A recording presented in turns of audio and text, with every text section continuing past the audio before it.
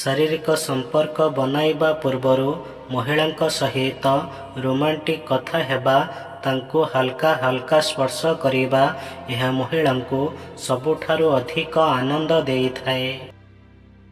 महिलांक स्तन केवल आकर्षण पाई होई नथाए बरं यह भल पाइबार एक अंश होइथाए जहा दुहिंको मानसिक संतुष्टि देइथाए।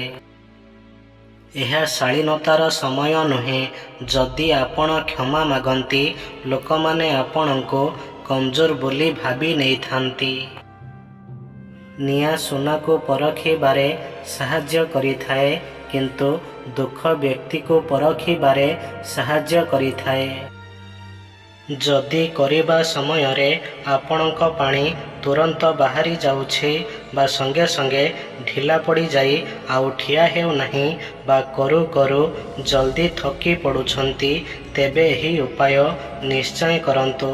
प्रतिदिन राति रे हल्का खाद्य खाइबार 1 घंटा परे 5टी भल क्वालिटीर खजूरी कोली चुबाई चुबाई खाई भल भावरे फुटा जाइथिबा गोटे ग्लास उषुम क्षीर पियंतु। यह परे बिछना उपरको करिबाकू जाआंतु।